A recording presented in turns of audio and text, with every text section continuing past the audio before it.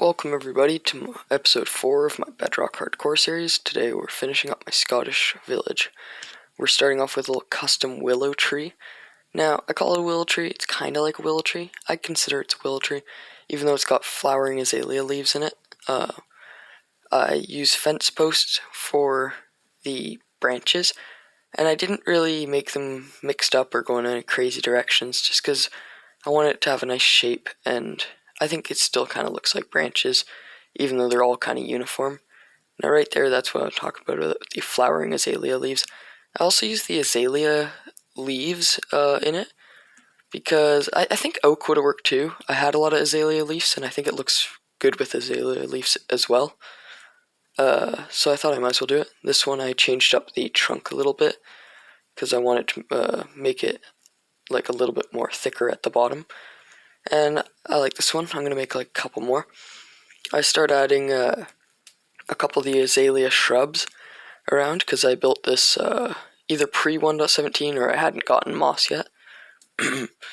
Now I'm building up another willow tree. Now I used oak for the trunk, but I use spruce slabs every once in a while because I think it's a similar color to the oak bark, you know? I did the same branch thing. I do the same branch thing for every tree because I think it gives it a nice shape to the tree. It makes it be able to like have hanging down leaves and tons of stuff. Now I'm placing the leaves there.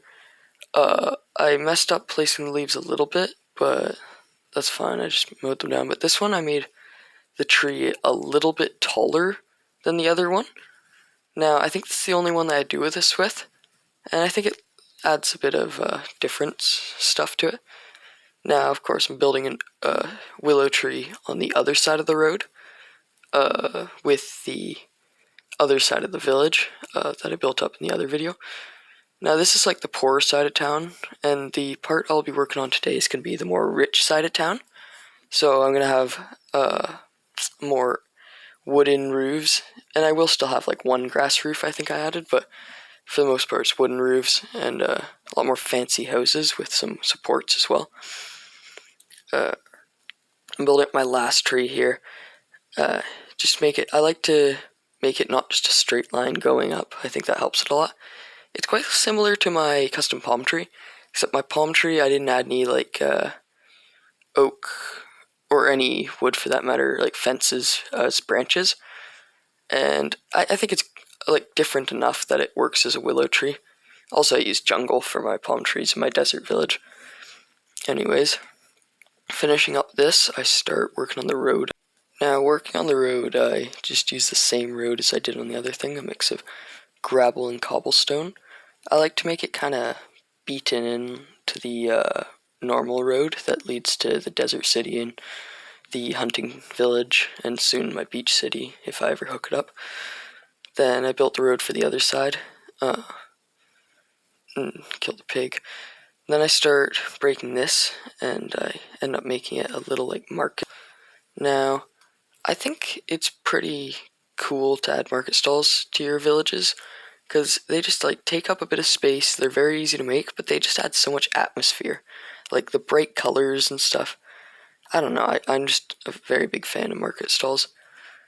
This one I end up changing the red to blue, but I'm not sure if I show that on camera. I might, but I forget. But that'll be when I tour this area at the end. Then I start working on the first like fancy house of this village, because it's on the fancy side. Like the richer people would live on this side of this village. Then I build over the supports. Now this is on a slight angle, so just like one block in. It's not too bad of an angle. I use the same palette as I did for the whole house in the other side of the village, like I did for all the houses. I use this palette. I use it as the foundation block, which is andesite, dorite, and cobblestone. After that, I start breaking some windows, I think. I break the door. Then I break some windows, start placing in some dark oak fences, because, I don't know, I just like the idea they don't have glass here. Like, it's too expensive or something, I don't know. Maybe it's like a more poor Scottish town. I add in a little azalea shrub garden kind of thing. then I add a little chair. Yeah, I add in a little floor because I don't end up doing any interiors in this video, but I want to have the floor in there so I can make an interior pretty easily. Then I start working on the second layer, supports. Again, at the end of the at the end of the support on the angle bit, I place a spruce wood instead of a spruce log, so then it doesn't show the end of the log. Then I place in my white concrete and diorite, which I end up changing to calcite. That's the word. I end up changing the white concrete to calcite. I think it's off camera just because I mean, it's just the same as placing, like, the white concrete. And yeah, I think that works pretty good for this build. I don't want to do that with every white concrete build, because I do think the white concrete does look pretty good, but I just think the calcite looks pretty good for this build in particular. And the reason I didn't do it right away is that I didn't actually have calcite, so I wasn't sure if I was even going to use it here. But then I start placing up a dark oak stair trim to the roof, where I used a spruce trim to all the other roofs. And then instead of using grass, I end up using spruce stairs. And I just place those diorite as a temporary block. Now I place a slab thing going around along the top of it, which I always do. Also with the diagonal roof, I do kind of a turned stair to make it so that it doesn't have like a little gap in between it, which I like that method. There's a couple methods of doing diagonal roofs, which is kind of the hard part with diagonal builds. Yeah, so I'm just filling in the rest of the roof, and then I work on the side bits of the roof. I just place in a bit of white concrete and a little window. I do some more details to these builds after the fact. It's just getting the base build down now. Texture it in with some of the diorite, which looks kind of like the cracked white concrete. But in this case, I'm looking at making the white concrete kind of look like plaster or whatever. Placing a little garden box. Then I use these spruce gates. Sorry, use these spruce gates to kind of hold up the roof. And I also do it on the other side, but I don't do it on the ends, obviously. Then I place in some stairs upside down that can like hold some flower bits and stuff. End up breaking a stair that I placed there and place another flower box. Now I'm working on another house, which is also a tiny diagonal, just a 1 block slanted diagonal. Also using spruce for this house as well, because I think spruce works really good in this area. Something about I don't know, just a nice color, especially with like a dark oak trim roof. I love. Anyways, I use the same palette with the andesite, cobblestone, diorite over here too. I forget to put a door when I'm making all these windows. Oh no, I do put a door, but I put it on the wrong side, I think. Yeah. This house is just gonna be a 1-story house. Well, kind of a 2-story house, because the ends of the roof I will put on some white concrete that'll be changed to some calcite at the end. But yeah. So I mean, I don't know. Maybe if you count that as 2-story, then the other one might be a 3-story house. I mean, it doesn't really matter because I haven't done interiors yet. When I do interiors, if I do interiors eventually, I probably will take that into account as floors. This one I just do a full spruce roof because I didn't really want to do any dark oak trim on this one. I think it just worked better with this one specifically. So I did for the roof a stair, and then 1 block, and then a stair, then 1 block, and then a stair, which makes it much more higher roof, which makes it nice for when I'm placing in the concrete and the diorite. Now, something you might notice is that I placed the foundation in one, and then I've been placing the white concrete and stuff out one, where you can totally place the white concrete and diorite in one as well. It looks good too. I don't know. I think it adds some depth when you change it up a bit, where it definitely adds depth if you think. Maybe that's not the right word. But anyways, I'm working on a little farm here. Kind of same farm design as the last one in like the other video. Just with the no diorite in the farm. I'm just placing in slabs, stairs on the top, just cobblestone andesite. And this is going to be a wheat farm, but I don't show that much. I use leaves to cover up the water, and I also use some water underneath the walls. Because I think, oh no, sorry, one of my friends showed it to me, and I kind of like it. It's good to mix up in your builds, try different little tricks to like cover up water or do things like that. And yeah, I don't know. As you can see there, I changed the red carpet to blue carpet. Made a little pathway to that stand, which I think adds a bit more life into the build. Just adding some leaves at the bottom of these houses and stuff, which is nice. Then I add a small cemetery. So I'm just adding all the gravestones. I've already done the little pathway, which I kind of just looked at the ground and like placed path blocks, which I think is a good way to do it when you're trying to get a rough pathway that's been made like by people stepping on it over time. Now the gravestones, I just do random little gravestones. I don't do any signs on it, and then I do coarse dirt on top of it. And now we're in this house now. There's like a, I guess it's like a trim at the bottom of just straight up white wool, which I saw in a Gemini Tay video, and I kind of liked it, so I decided to do it here.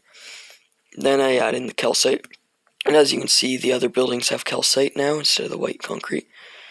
I added up these supports, make some windows, and then this one I actually do a 3-high door and then put a stair at the top, which I like the design for this house. I like that in it.